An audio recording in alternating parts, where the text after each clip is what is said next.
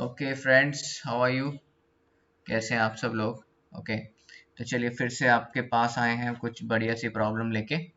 Okay, तो ये हमारी प्रॉब्लम है कि यहाँ पे देखें, एक बीकर में हमारे पास कैडमियम इलेक्ट्रोड है, एक कैडमियम क्लोराइड का हमारे पास यहाँ पे सॉल्यूशन है, उससे सॉल्ट ब्रिज अटैच किया है और दूसरे बीकर में है FeCl2 and FeCl3 platinum electrode लगा हुआ है।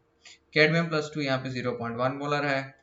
ओके, और यहाँ पे रिडक्शन हो रहा है कैडमियम का स्टैंडर्ड EMF यहाँ पे E01 है, रिडक्शन हो रहा है Fe+3 का Fe+2 में, स्टैंडर्ड EMF E02 है और E02 ज़्यादा है E01 से। तो क्वेश्चन इस तरीके से, सबसे पहले तो आपको इसका सेल रिप्रेजेंटेशन लिखना है। कैसे होगा cell representation?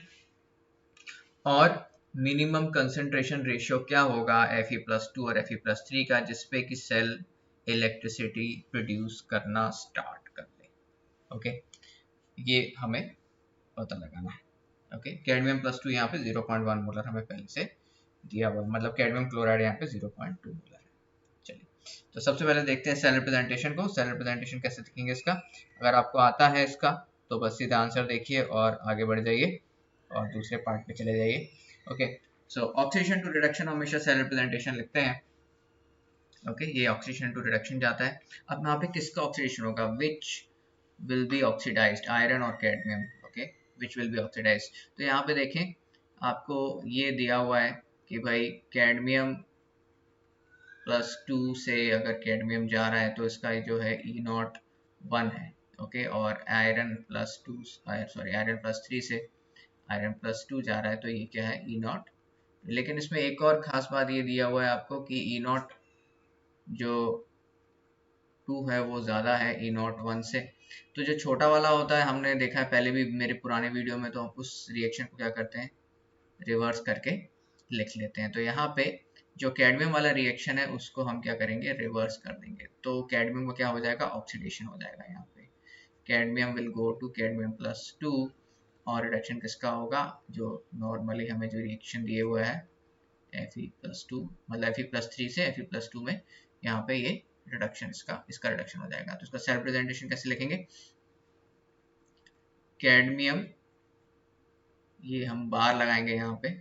Okay, bar two cadmium, sorry, cadmium. Okay, ये यहाँ पे सॉलिड है और ये यहाँ पे एक्वस फेस, और ये वाला जो बार होता है ये फेस ट्रांसफॉर्मेशन बार होता है,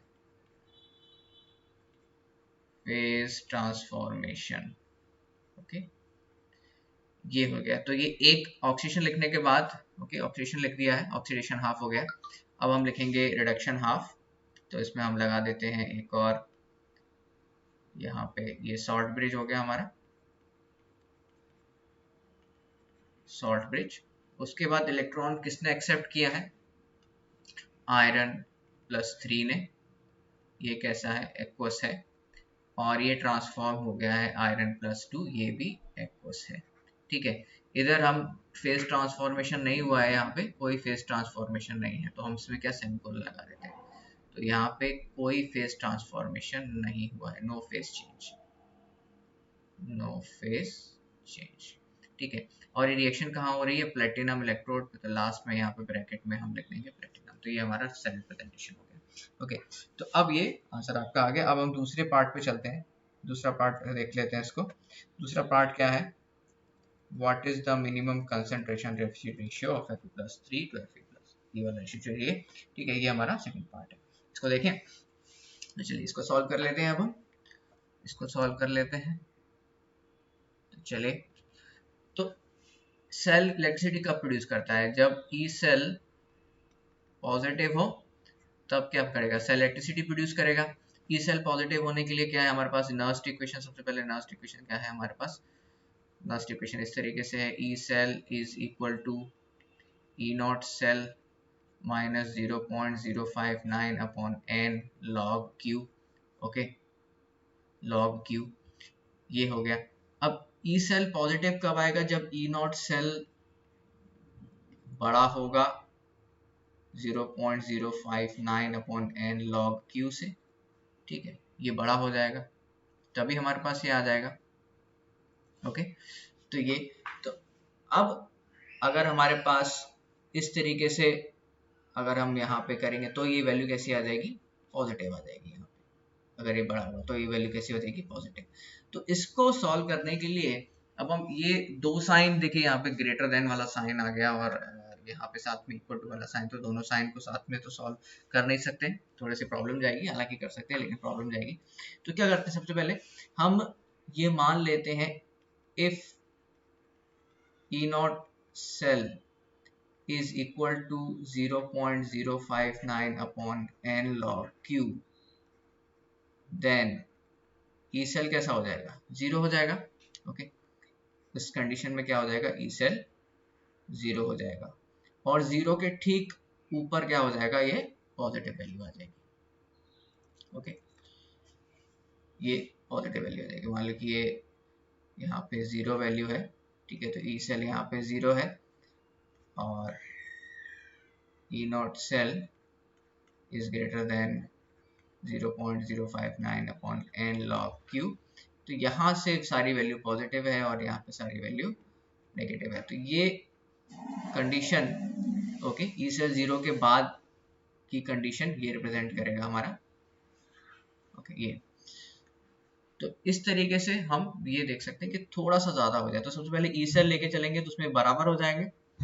ओके, ई सेल लेके चलेंगे, जब ई सेल जीरो लेके चलेंगे तो दोनों E not cell is equal to this आ जाएगा और उसके बाद जो भी वैल्यू आएगी वो थोड़ी सी ही ज्यादा होनी चाहिए ई नॉट सेल की इससे, तो हमारे पास कैसी वैल्यू आ जाएगी, पॉजिटिव वैल्यू। ठीक है, आप समझ रहे हैं, थोड़ा सा और समझा दो, जो लोग समझ गए थोड़ा सा स्किप कर सकते हैं। अगर ई नॉट सेल 1 है और 0.059 अपॉन n log q भी 1 है तो ई सेल कैसा आ जाएगा, जीरो आ जाएगा। लेकिन अगर हमने ई नॉट सेल को ले लिया 1.00001 और 0.059 अपॉन n log q, इसको ले लिया 1, तो वैल्यू कैसी आ जाएगी, पॉजिटिव आ जाएगी ई सेल। समझ रहे हैं आप लोग, तो ये इस तरीके से हम दिखा सकते हैं। तो हमें पहले जीरो लेके सॉल्व कर लेंगे, ठीक है, तो जीरो लेके इसको सॉल्व करेंगे तो हमारी वैल्यू 1 आ जाएगी, 1 से थोड़ी सी ज्यादा वैल्यू हमारे को चाहिए उस समय। ठीक है, लेकिन हमें क्या चाहिए, Fe+3 और Fe+2 का, Fe+2 और Fe+3 का रेशियो चाहिए यहाँ पे। ओके, तो वो हमें निकालना है। तो चलिए पहले ई सेल इसको जीरो लेकर कैसे सॉल्व करेंगे इसको फटाफट ये देख लेते हैं बढ़िया तरीके से। चलिए, तो यहाँ पे ई सेल को जीरो लेके चलते हैं और फिर इक्वेशन को सेल लेते हैं, ई सेल जीरो। ठीक है, कैडमियम का ऑक्सीडेशन हो रहा है तो कैडमियम +2 इलेक्ट्रॉन। ओके, इसका हम ले लेते हैं -E01 क्योंकि इसको रिवर्स किया है, ऑक्सीडेशन हो रहा है, और यहाँ पे Fe+3 plus electron to Fe+2, इसको E02 ले लिया है। ओके, यहाँ पे हमें मल्टीप्लाई करना पड़ेगा 2 का, क्योंकि यहाँ पे देखिए 1 इलेक्ट्रॉन है, यहाँ पे 2 इलेक्ट्रॉन्स हैं, तो यहाँ पे 2 का इलेक्ट्रॉन मल्टीप्लाई करना पड़ेगा। आपको यहाँ पे मल्टीप्लाई कुछ भी नहीं करना है। ओके, तो इसका फाइनल हमारे पास इस तरीके से आ जाएगा solution. Okay, cadmium +2 Fe+3 to give 2 Fe+2 plus cadmium +2, और ये हमारे पास E0 सेल आ जाएगा E02 माइनस E01 इस तरीके से। ओके, ये आ गया। तो ई सेल हमने पहले से जीरो लेके चला हुआ है यहाँ पे, तो हम जल्दी से फटाफट इसको सॉल्व कर लेते हैं।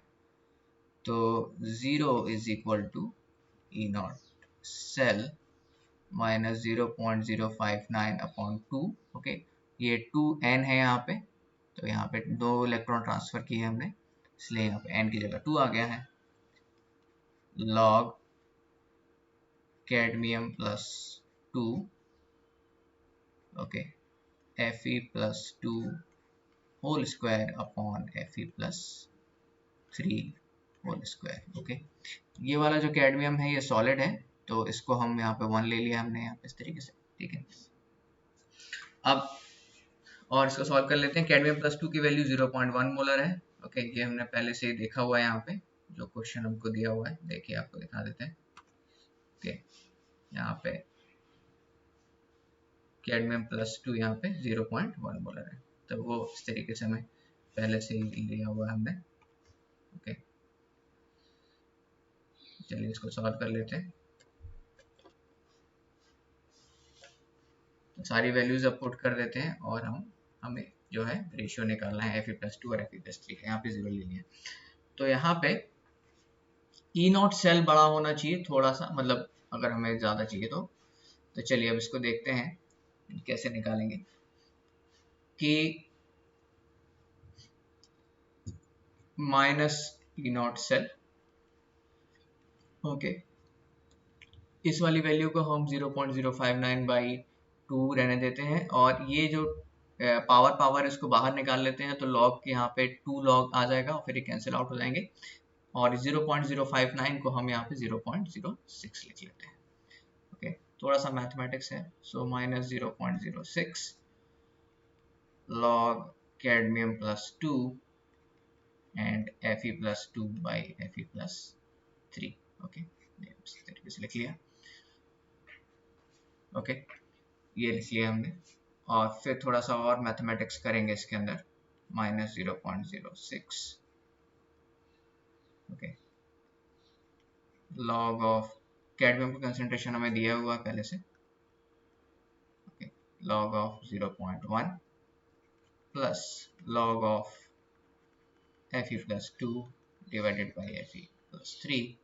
ओके, और ये फिर हम इस तरीके से लिख सकते हैं -0.06 log ऑफ 0.1 कितना आ जाएगा -1। ओके, इस तरीके से पूरा का पूरा इसको ब्रैकेट में ले लेते हैं यहाँ पे। Okay, plus log of Fe+2 and Fe+3। Okay, अब इसको हम क्वांटिटी को यहाँ नीचे ले लेते हैं, तो ये क्या आ जाएगा -E0 सेल।